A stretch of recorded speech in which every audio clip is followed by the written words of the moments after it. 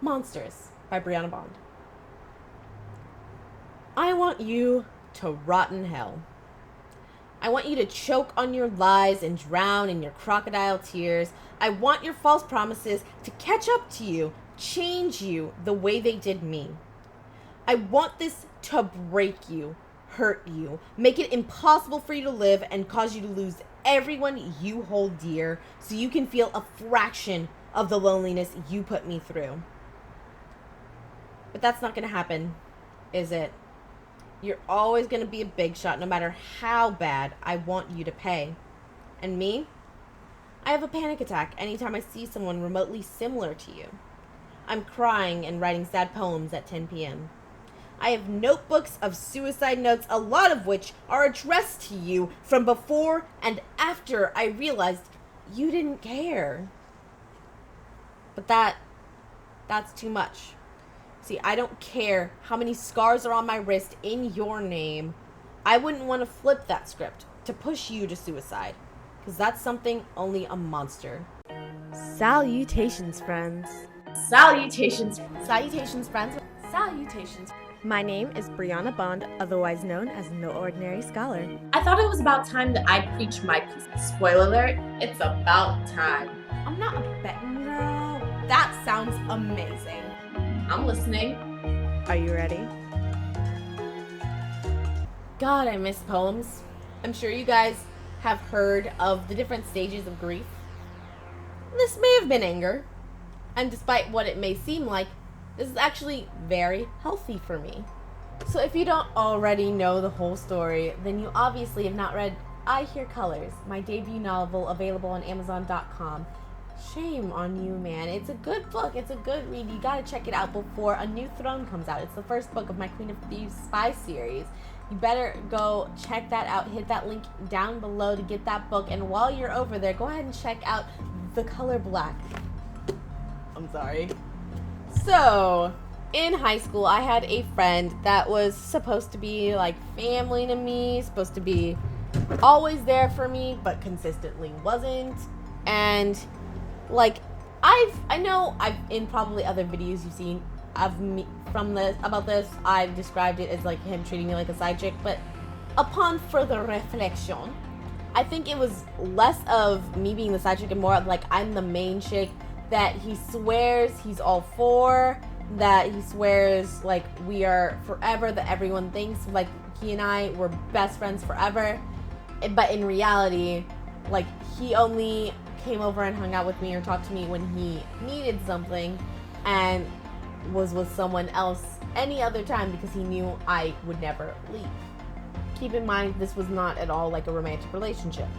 So throughout the time that we were friends and even afterwards, I insisted on blaming all of that on myself because obviously he had no other choice. Like, maybe he'd actually care about me if I wasn't such a mess, if I wasn't so depressed, if I wasn't such a handful.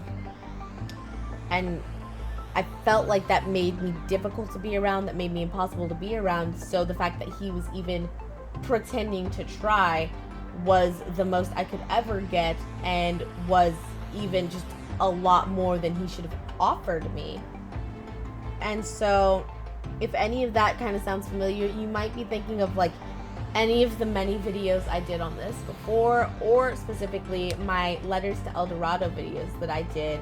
If you haven't seen them, I would suggest you see them, send them to any like young kids you know that may need them, and then they'll be familiar to you.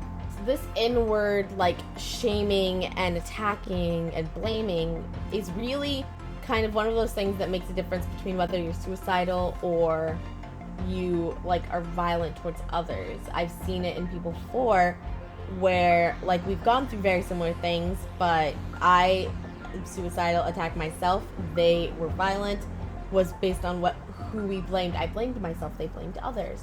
And so yeah, the fact that I was blaming myself was very big contributor to the fact that I was suicidal as opposed to anything else, which that's not healthy. Not at all.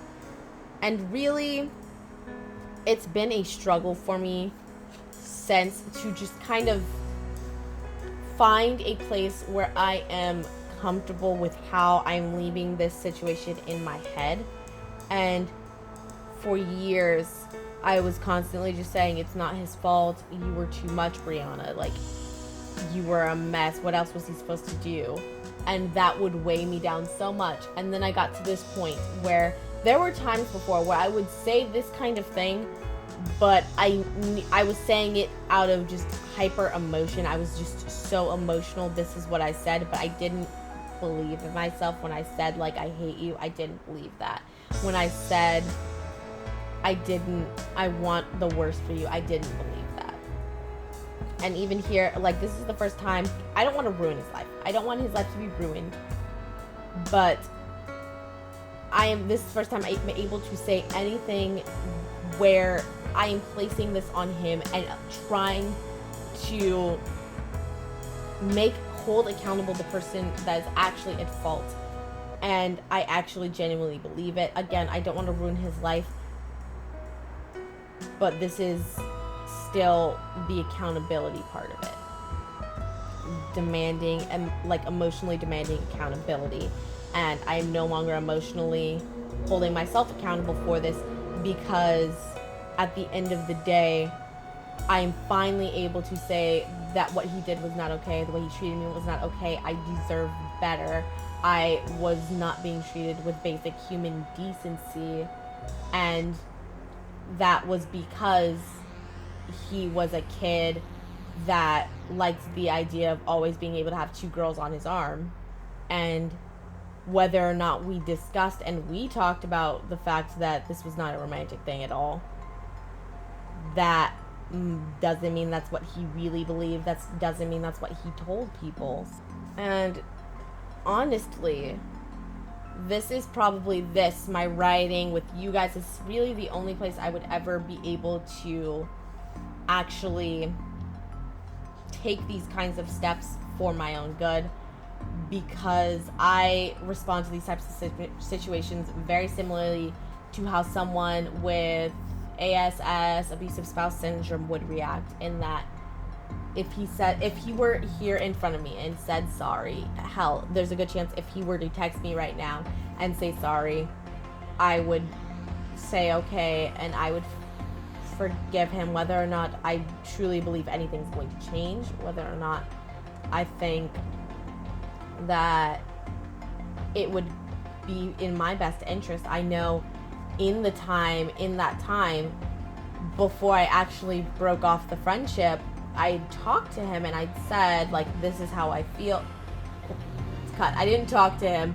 He came across some poems in the color black that may or may not have been. He knew were about him, and he said, yes, I knew I was doing this to you.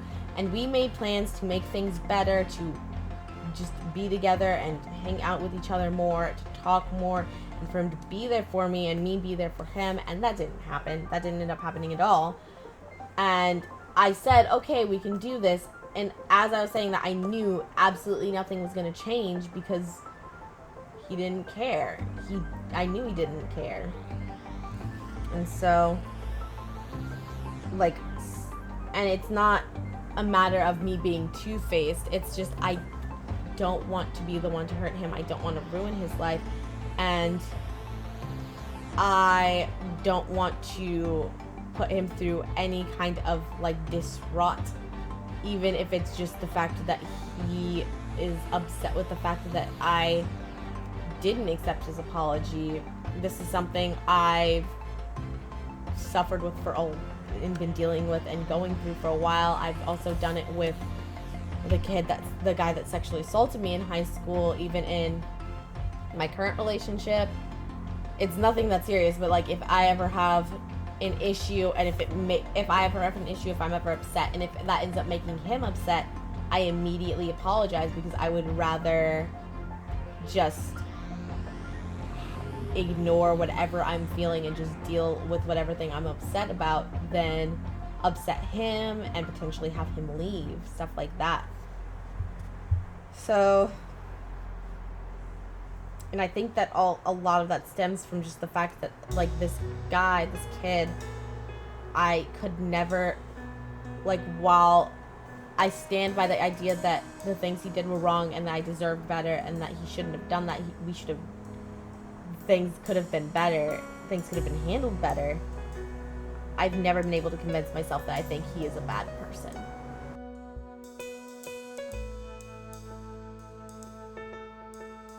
Thank you guys for listening. I know it's been a heavy one. If you skipped just to the end so you can hear my outro, I'll summarize. It took 4 years, but I can finally identify my ex-friend as the fuckboy that he is. Basically. It's been a while since I've done one of these, like, super emotional poem-y ones, because I've honestly, like, I feel like I've gone over so many of my poems. I've definitely gone over, like, my favorites. So, we'll see where I can dig for some more.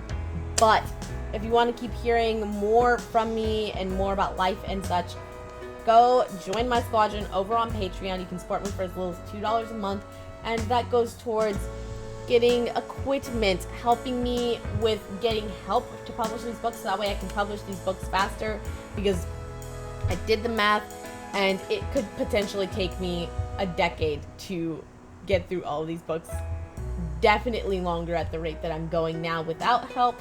So if you want books faster, $2 a month, guys. That's all we need. That's all we need. If you don't want to, or you can't support $2 a month, then, like, share me on Facebook and Instagram and stuff, and then that'll help 1,000 times as well.